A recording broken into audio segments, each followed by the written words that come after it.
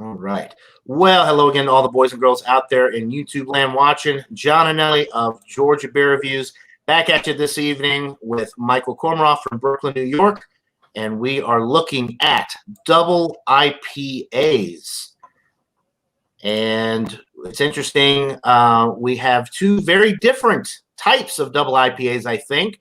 Michael, I'm going to let you start off the show and tell the viewers what you've got.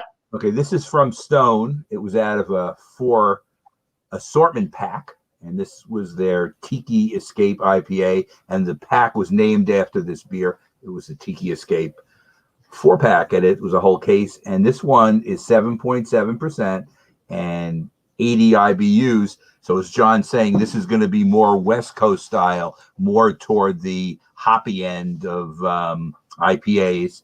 But it's on the higher alcohol end for an IPA, and it's right on the edge of being a double. And that's why I am viewing it as a double. Right.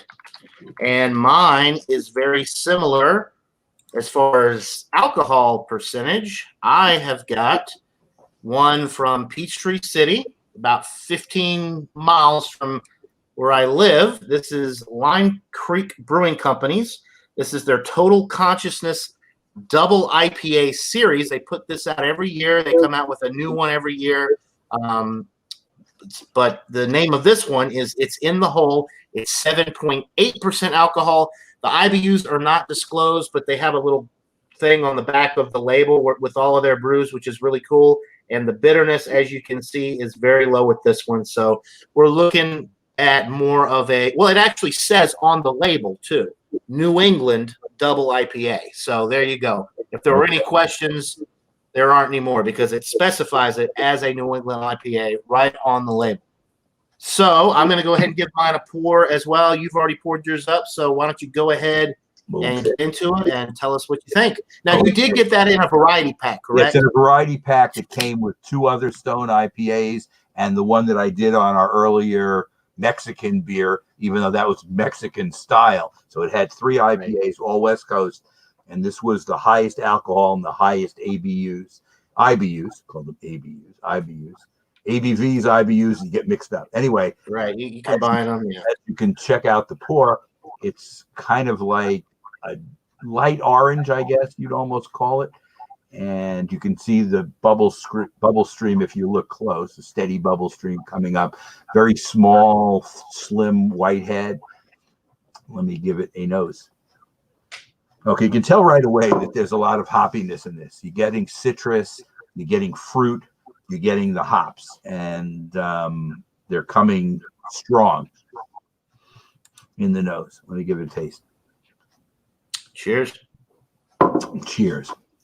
Okay, you're getting a blast of citrus, grapefruit, orange peel, lemon peel, very citrusy front.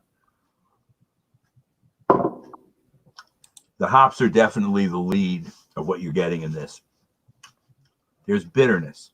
Now, the bitterness is kind of on the piney, resiny side. John, you know, you get the different feel in West Coast than you do with East Coast. So it's got citrus front, but the citrus is followed by kind of resiny pine that's kind of tying in with the bitterness. So it's the 80 IBUs are fairly intense. You know, you're not going to, in other words, if you do not like hop forward beers, don't buy any Stone IPAs because almost all their beers tend to be West Coast style. And they're just too intense for people who don't like hops, to be the lead. Exactly. As a matter of fact, now that you mention that, I don't think Stone even makes a New England style IPA. If they do, I've never seen it. I think it's everything I've seen has been West Coast style. So I think that's mostly what they do brew. But you start getting up to 80. And again, you know, I've had 6 Point stuff that was 103, their resin. This is as intense as the resin, though, this 81. So it's as they view it. So their 80 might be stronger. It's very bitter. But to me, I find the bitterness to be a positive thing. And it's drinkable. It's a nice change of pace. It's from the New England drinkable. stuff. It doesn't taste like 7.7%. So the combination of the citrus and the pine and the resiny feel and the bitterness does cover the alcohol a little bit. But it's you can tell it's not a session either. You could Right. figure this could be a regular IPA, about 6.5 maybe. It's a little bit under what it really is, but it's very drinkable. Some nice glass lacing there as well. Nice glass lacing through the top. And this is one where if you like West Coast style, I say you can be comfortable with almost everything that Stone brews, that it's going to be what you like. The one you mentioned before, the Lagunitas, also is a West Coast style. This is a little bit more intense than the straight Lagunitas IPA, though. I think that may be in the 60 range as far as IBUs. This is 80, and it's more intense. Right. I will keep sipping on it, and okay. I'll have it really quick. I wanted to go to the chat. We've got a special guest in the chat tonight. This is Creative Mechanic here. He's got a really cool YouTube channel. This is my brother-in-law watching. Hello, John's brother-in-law. Yeah. Okay, so let me get into mine here. Like I said, I am drinking the Line Creek Total Consciousness Double IPA series. It's in the hole, 7.8% alcohol, New England Double IPA. Wow, that's a mouthful, isn't it? So mine is very similar to yours, ABV wise. Yours is 7.7, mine's 7.8. The main difference with this versus yours is going to be the appearance and obviously the flavor. So the appearance, yours was a lot clearer, lighter colored. As you can see, this is a very hazy orange color. It did pour with about 1.5 fingers worth of a nice white head, which is dissipated, but there's a nice little film left on the top of the glass. So appearance-wise, it doesn't get much better than this. Appearance-wise for a New England IPA. The aroma with this is very juicy. I'm getting some mango. I'm getting some pineapple. I'm also getting a little bit of tangerine in there as well.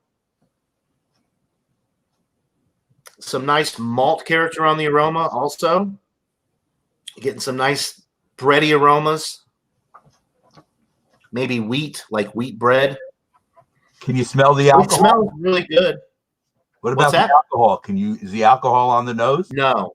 There's absolutely no alcohol presence on the aroma, which at 7.8%, I mean, that's pretty impressive. Anything over like 7%, when you're not detecting any booziness on the aroma, to me, that's an indication that the beer is going to be a little bit higher quality, because it's hard to mask alcohol, especially when you get to this high of an ABV range. That's true.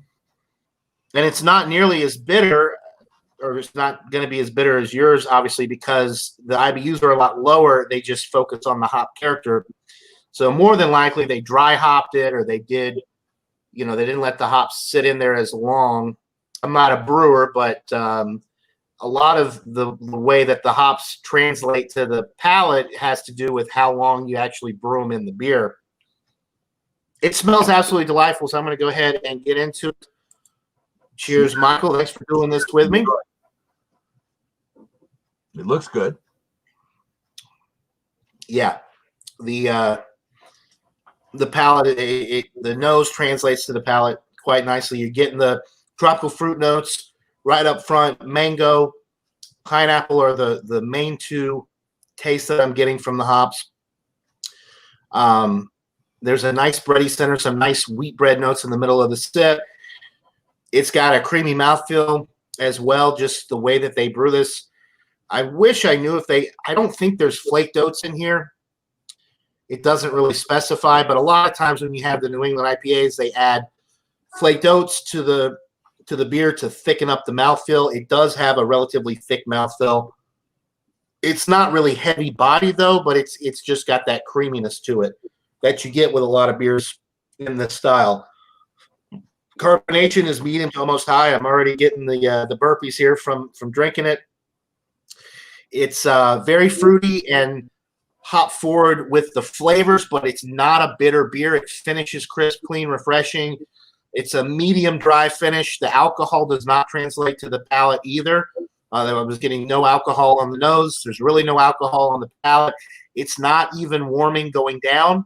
I do have this beer pretty cold, but I don't think it would necessarily be a warming beer anyway, just because of the style that this is. Now, if this was a bourbon barrel aged stout, we'd be having a different conversation, but not boozy in the least, not warming going down. You could drink. I mean, it drinks like a 5%er. It really does. You have to be careful with that beer. Yeah, you could definitely get into a lot of trouble with this because there's just no alcohol presence. And Nina is in the chat. She says, no dice on a double. That's okay, Nina. Glad that you made it over here. She says, lime green, and tangerine. Yeah.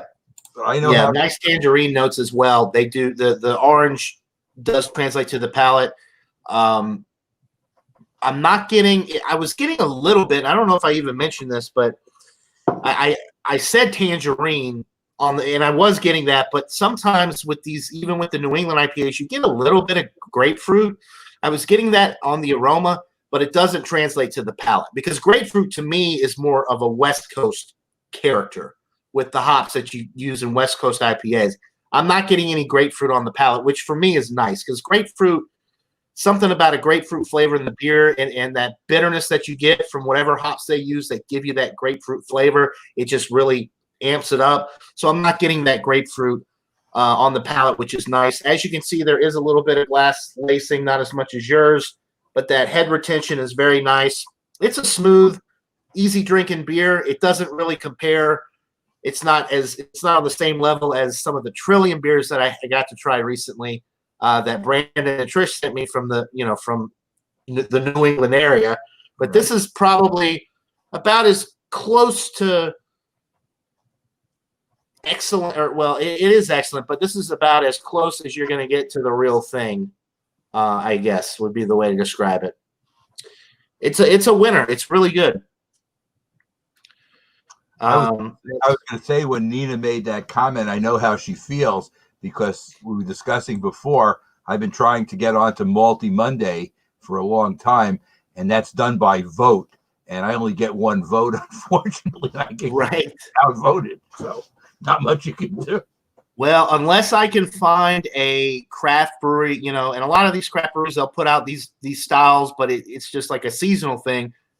Unless I can find something from a craft brewery and buy a single or buy like a 6-pack, chances are I won't be on Malty Monday because I would have to buy a 30-pack of the Genesee Cream Ale. Now, I can get that anytime I want, but they don't sell it in the smaller packaging here. I can only get it in 30-packs, and I don't want to buy a 30-pack of Jenny Cream Ale. I just don't. Well, I think I mentioned on the chat before that all I can get in New York City, it's made in Rochester. All I can get here is Jenny Regular and Jenny Light, and I don't understand why they don't market. They have some other good stuff that they sell. I don't understand why they don't market it in New York City. It's not that we have a big market here, but the distributor. I'm sorry.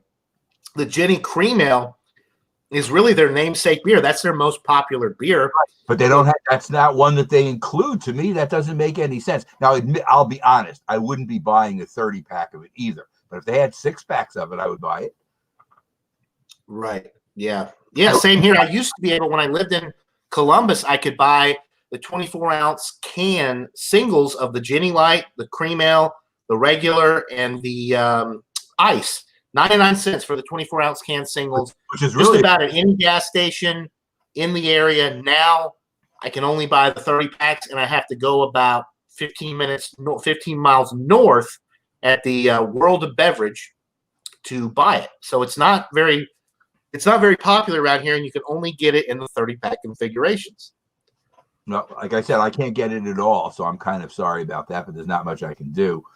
And like I said earlier about I wasn't going to buy a 6-pack of Corona, which is the only choice I had as far as the Mexican beer went. So I had to stay in the basement during That's all right. You still got to come on and do your review there at the end. I'm fine. It was funny. Before you came on, when we were discussing what was going to happen, I told Jay that if people came on with Mexican beers, I wasn't going to take a spot. Just send me to the basement and bring me back later. It was like I was relegated there because I was a bad boy. And Ron Sutton kept cracking. Yes, you weren't. I didn't do my assignment correctly, whatever. But at least this way, it came out of my 24 pack. So I had one, and it definitely was Mexican style. But it's funny with Bumpy's thing, the way Bumpy does it, I would not do it. But this regular fact that I'm on Wild Card every week, I figured I could ask Jay for a dispensation to come on. And I didn't, like I said, I'm not going to try to monopolize it as long as, I keep it, kept the records, whatever, and came back on. And that's why I knew you could come on as well, because he just slots himself out and just brings you up. And I thought he handled that well. But it's funny when he bounced Ron Sutton because he gave wrong information about Mexico. Because he said that Modelo Negro was the highest selling. I absolutely knew that it wasn't the best selling thing, because Corona is a big seller. I mean, right. I'm talking about the regular Corona, the one you put the lime in, the clear bottle. The Corona Extra, right. Corona Extra, that's the best seller. But it's funny, I wonder if the coronavirus has cut into their sales. The fact that people don't like the name, the fact that there's I don't know. I would be highly skeptical of that. I don't think, because Corona Extra's been around a lot longer than coronavirus. Right. So. Well, if you're a regular Corona drinker, you're not going to give it up because of the coronavirus. But I wonder if you're not, if you would try it. It's hard to say how people's tastes are.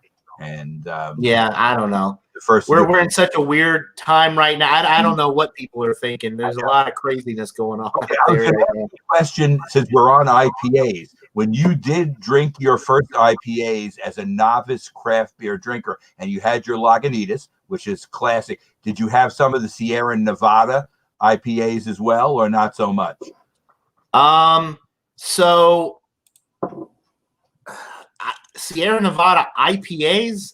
Well, it would be their extra, the Torpedo. Okay, so the Torpedo. No, one of the first IPAs that I tried though was not IPAs. One of the first hoppy beers that I tried was the Sierra Nevada Pale Ale, the regular Pale Ale. That's their flagship. Which to me, okay, I think it's an excellent beer, but it's almost like, I think maybe you said this, or Ron Terrio said this, maybe you both said it, but William Kepley, I know, said it. That's who I'm thinking of. Talking about the Dale's Pale Ale is an IPA in disguise as an APA. And I kind of feel the same way about the Sierra Nevada Pale Ale. So I would say the Sierra Nevada Pale Ale is really like an IPA, and then the extra is like a double IPA. Well, it's higher alcohol to that 7.2, which is pretty right. high. Right. Regular IPA. The Pale Ale, the Sierra Nevada Pale Ale is an excellent beer. It's very hoppy. It reminds me of kind of a lower end, or it's not lower end quality wise, but bitterness wise on the low end of like a regular West Coast style IPA. So I did have that. That was one of the first hoppy beers that I tried, along with the Sam Adams Boston Lager. If you get a super fresh bottle or can of the Sam Adams Boston Lager, and if you're just used to drinking cheap malt liquor and macro American adjunct lagers like I was at the time, that is a very hoppy beer. No, it is. The Sam Adams Boston Lager. It is. It's funny now. They've gotten so big now, it's very hard to get their stuff fresh now, because now that they're heavy advertising, they now are combined. I don't know if you know, they took over Dogfish Head now. They're combined. Sam Calagioni's on Sam their Calagione and right, so Sam Cook. They're together. But in terms of their distribution, they got great distribution. I wonder how easy it is to get fresh Sam Adams stuff. And I won't buy their combo packs because it always has the Sam 76. I absolutely will not buy anymore. It is a bad beer. Bad. I agree. It's like combo pack. If I have to have that one, is 3 beers out of the total of 12. So I just won't do it. I mean, I would rather drink the hard seltzers than the Sam 76 because they have more flavor. Yeah, that was kind of like an underflavored beer, and I can't understand. They gave it this big press thing, with the ads came out like, "This is amazing. This is, I can taste my beer. I can taste my beer. I can taste my beer." And when I rated that, I would say I gave that a C+, and I was being nice. It could have been. I gave it a 76. I gave it a 76 when I reviewed it. Yeah, you think that's being fair. Right. Although I probably could have given it a much lower score. I just gave it the 76 because I thought it was kind of cute because it's a Sam 76. Well, that's about what it's worth as far as a rating because it's an average beer. Right. It's funny. I'm kind of getting excited, and I hope you can come on tomorrow to my regular thing, which is going to be on Zoom. I sent you I saw the information. I already have Zoom downloaded on my computer because Alex, the beer master, got us all on one day on an off-air stream, was very excited about it. We were having a good time. The quality was amazing. It was great. But after half an hour, it kicked us off. So I never deleted it. I already have everything ready to go. All I got to do.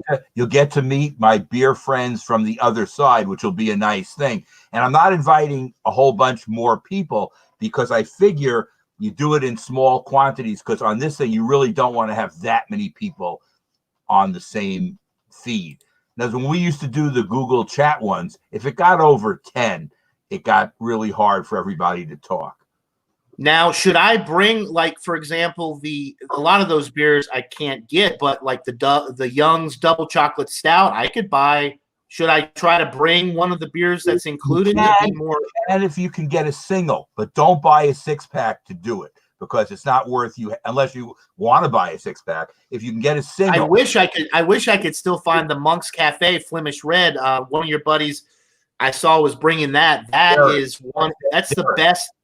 That's an incredible sour beer. It's considered a Flemish Red, but it's a sour beer, and it's the first sour beer that I ever tried, and it's still to this day is one of my favorites. It's an incredible beer, and if I'm not mistaken, it's Monk's Cafe. I'm pretty sure it was named after the restaurant in Seinfeld where they would all meet up. That was called Monk's Cafe in Seinfeld. So I think it's based off of that, but I can't say for sure. But that is a world-class red ale. Soured red ale. So I'm excited to see what your buddy has to say about that. If you can't find ones that are on the list, just bring whatever you want. Oh, yeah, that's fine. We'll do our regular thing, and then we'll let you review your individual beer for everybody else who's going to be on the chat. It's going to be a chat thing, and it should be pretty good. Right. So we getting ready for numbers? Yeah, before we get too off track here, let's just go back and give our ratings. We got a great chat going for kind of being a last-minute thing. Really quick, I posted this earlier. We've got a viewer. I'm not familiar with this viewer, but I think he is from Mexico or somewhere south of the border, just based on his screen name. And he was talking around here. I think he's talking about in Mexico, saying that a lot of people were drinking Corona as a joke. I guess because of the whole coronavirus thing. That's kind of interesting. So maybe sales are actually not as low. Maybe they've actually increased a little bit because people are buying it, just to stick it to the man, so to speak. Maybe. Do you want me to give my score? Yeah, go ahead and give us your final thoughts and rating on the Stone Tiki Escape. I like the Tiki Escape a lot. I'm going to give it a solid A 94. It's not top edge, A+, world class or anything, but if you want a very hoppy, very bitter West Coast IPA, you probably cannot find one much better than this. Okay. That's interesting. So I have had this before, and I did post a solo review already on my channel, and I'm pretty sure I gave it a 94 out of 100, and I think that's what I'm going to stick with. So I'm going to give it a 94. This one a 94 as well. It's just getting in there. It's a pretty solid A, but it loses some points because it's not quite as bursting with that tropical. It does have all the components are there, but it's just not on the same level as some of the ones that I've had recently. It's kind of like, once you have the top end, the top end stuff, you really become a little bit more critical of some of the stuff that's not quite as good. This is still an excellent beer, but it doesn't compare to some of the Trillium stuff that I had recently. I mean, that's just the best of the best. But nonetheless, it's still an excellent beer nonetheless. I still have not tried a Trillium, but you also, John, at some point have to try Treehouse, which is the other Massachusetts beer, which is off the chart, or Other Half, which is the one that we can get here. Other Half, yeah. Extremely good. Okay, so the Pastor Don Elborn says he's in Louisiana. Crazy Cajuns, LOL. Yeah. So he's near and he also he lives close to Ontario. Okay. Well, thanks for tuning in. We appreciate it. And yeah, you guys, the whole Corona thing kind of started. A lot of it started down in your area with the whole Mardi Gras thing, and they said that it spread a lot because there were so many people in close proximity during Mardi Gras time, which is when everything went to shit. That's when I was on vacation. I remember. And if I had waited one more week, I would have had to cancel my vacation because the week that weekend when we got back, the following Monday, Gatlinburg, Pigeon Forge, Sevierville, they closed everything down that next Monday. So I would have been screwed if I did not go when I went. It's funny, John, because when we were doing Stout Sunday while you were away, and I think Alex, the beer master, hosts it, Robert was saying he was hoping that Gatlinburg wouldn't close down while you were there, because Tennessee, certain parts of Tennessee were closed down. Now, they waited for another week, so it worked out for you. But you could have been in really trouble. You could have even been stuck there where they made you, quarantine for a couple of weeks. But you're lucky it didn't work out that way, which is great. Right, yeah. I had the timing perfected there.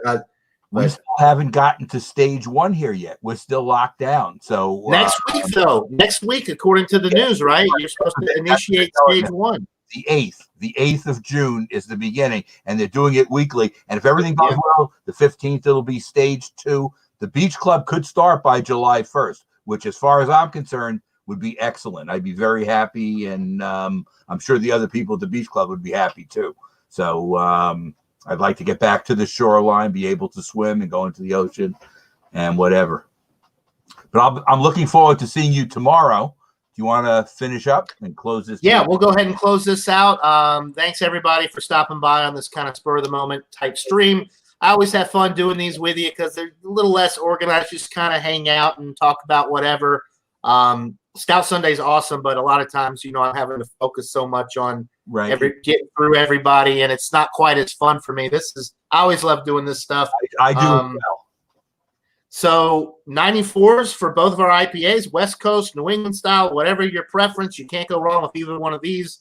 That'll do it for this double IPA examination. Thanks to Michael Komaroff for joining me. Thanks to Nina and Pastor Don Elborn and Creative Mechanic and everybody in the chat for tuning in. We really appreciate it. And we'll see you all on the next one. So until next time, everybody, cheers.